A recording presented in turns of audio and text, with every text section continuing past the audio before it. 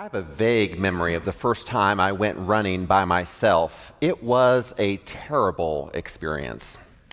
Our family was living in Wichita at the time, and I was in, I think, middle school somewhere, and I set out to run a couple blocks. And I hadn't gone far at all before I started breathing heavy and then started to gasp, and finally I was just trying to make it home without walking. It wasn't fun. I didn't enjoy it. I didn't really understand why people wanted to do this thing called running, and so I set it aside for a long time. I played sports in high school, but then fast forward to seminary. None of those were running, by the way. Fast forward to seminary, I was a college athlete for a year and a half, and by the time I graduated from Pittsburgh State, I realized that I've got to do something to keep my physical body in shape without a regular athletic training routine. When you have coaches telling you what to do and doling out extra things to do, if you weren't meet a particular level, there was an easy to be motivated there. But I decided that, well, running might be the thing for me to stay in shape. And so when I was in Wesley Seminary, it was beautiful to run through the neighborhoods of Washington, D.C. And when we were there, when I was there was another first-year student who was a long-distance runner and a trainer, which was pretty cool and helped put the idea in my mind, maybe you could run a marathon.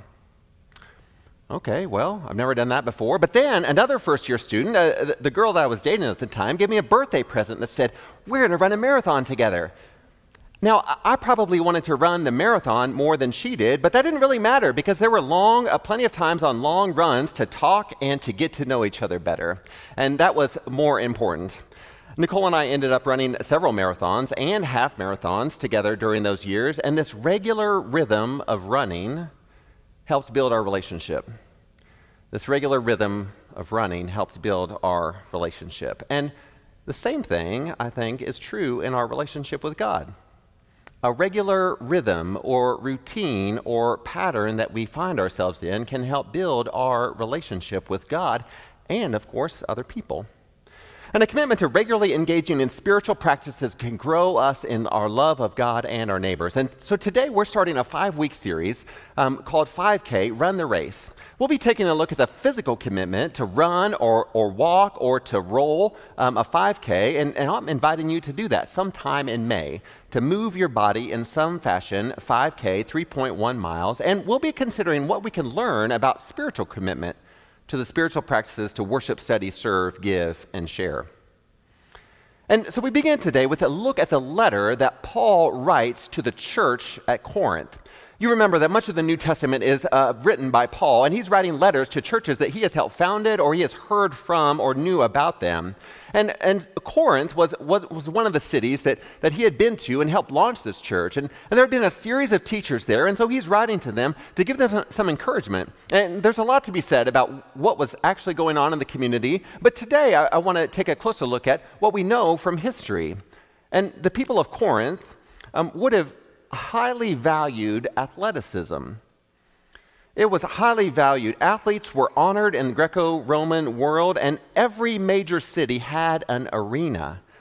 In fact, there were famous athletic contests that people would travel for miles to participate in. They were on a regular basis that drew much the attention of the population. Some of these games are the forebears of what we know today to be the Olympic Games. And it was the Isthmian Games that was known at that time that were held no more than 8 miles from the town of Corinth. And they were held probably less than a year after Paul was writing this letter. So the people knew about athletic contests. They knew what it was like to go to an arena and see runners compete to win a prize. And so Paul writes this in verse 24. "Don't you know that all the runners in the stadium run, but only one gets the prize? So run to win." The people that Paul was writing to had some context for this. They knew what he was talking about. They knew about the event that Paul was referring to. They knew that when one went to the stadium, only one runner was going to win the prize. And Paul's encouragement to this brand new faith community is run to win. Run to win. Well, what exactly does that mean? What is Paul telling these people to run to win? What was he talking about here? Now, I don't know about you, but there have been very few races in my life where I have entered and thought that there was some possibility that I might actually be the person to cross the finish line first.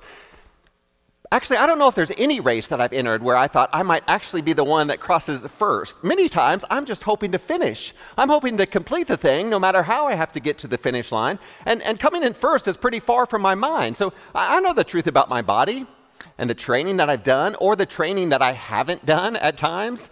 And running to win, well, I'm not going to get the first place medal. So I wonder if Paul is talking about something different, maybe something a little bit different than coming in first when he tells us to run to win. I think Paul may be talking about running to win the race with ourselves. To win the race with ourselves. Because, you know, if you are in any athletic contest, there's at least two races going on. There's the one that have to do with other competitors that are in the same event with you, and there's the one that you are racing against yourself.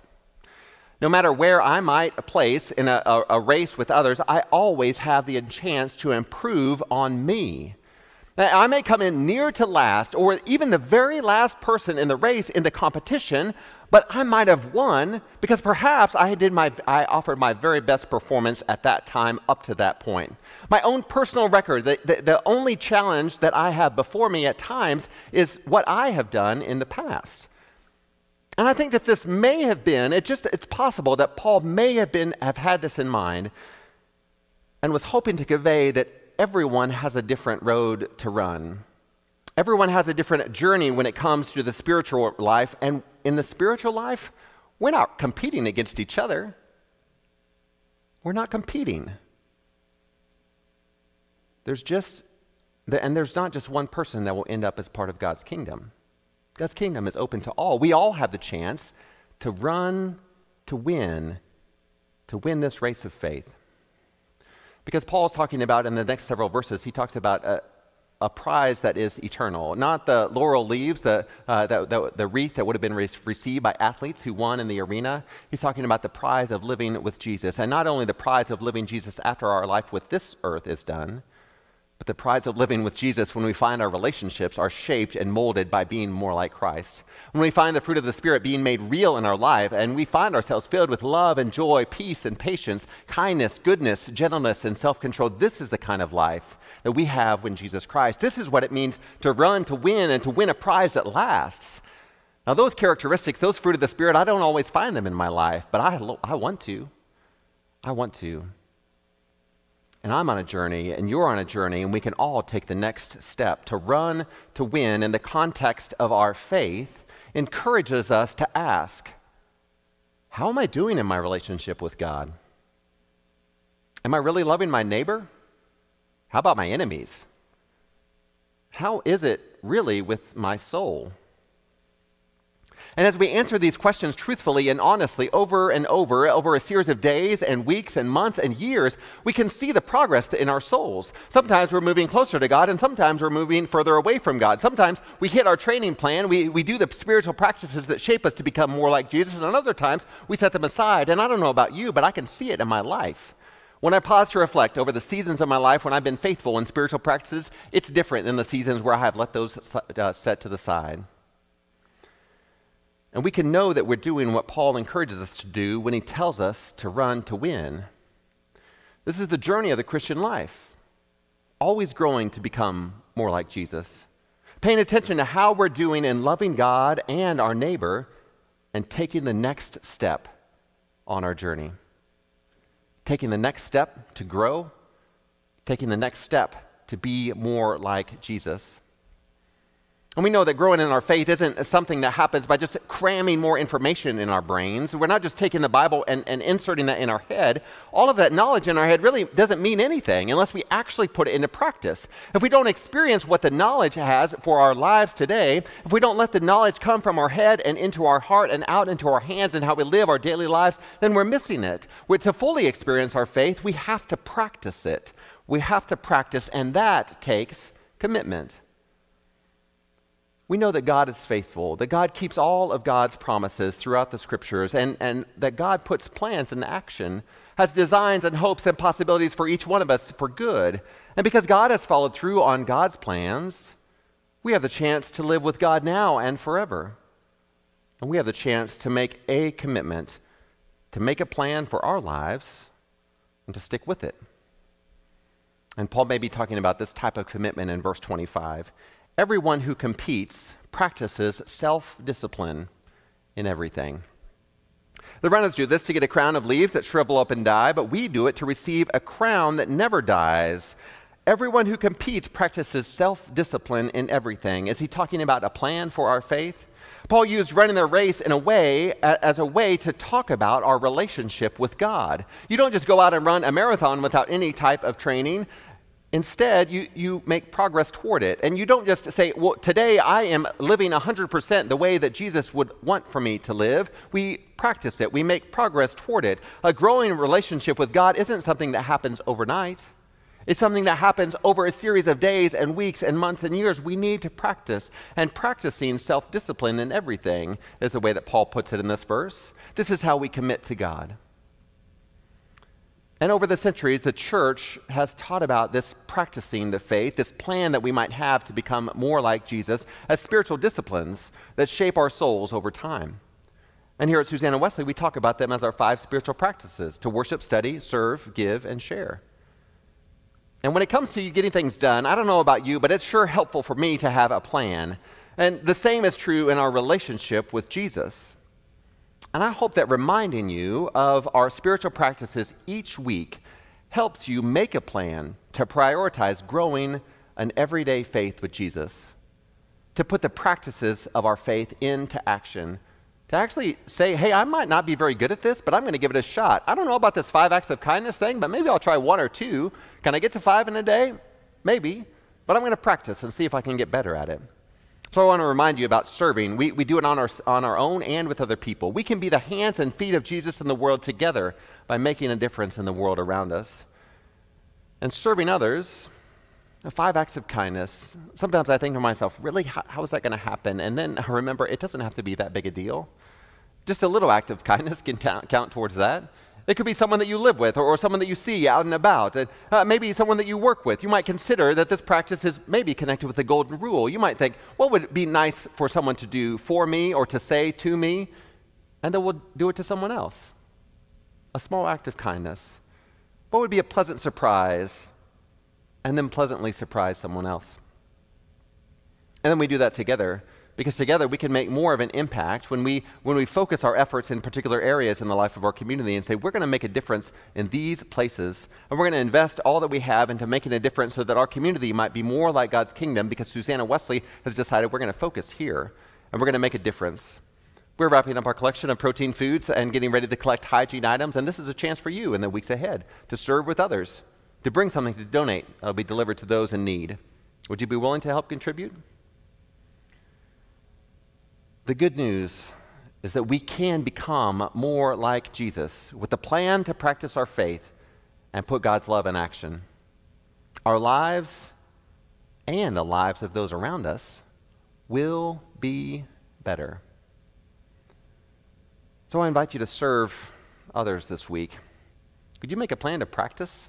To try it out, to experiment with it? 5 acts of kindness each day this week. Maybe you start with 1 and then you add 1 every day. What would it look like if we took those, everyone that was worshiping with us online, and multiplied those 5 acts of kindness by 1 day each week? We'd have hundreds of acts of kindness in our community. How about picking up something extra at the store next time you make a purchase and bring it to the church building to donate it? These simple actions shape our lives, and we can become more like Jesus.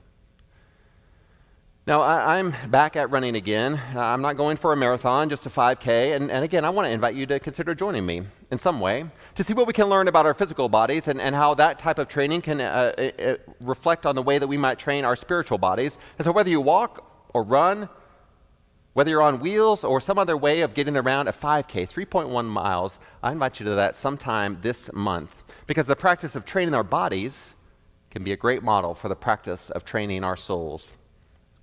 A plan, a commitment, a vision of life with God, of being more like Jesus, this prize that lasts, and friends on the journey together. Will you pray with me?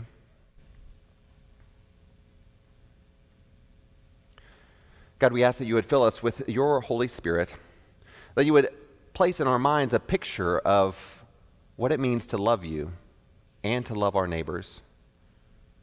And we ask that you help us run to win, that we might shape our hearts and lives to be more like you, that you would use us to serve others in acts of kindness and in broad acts together to shape our community.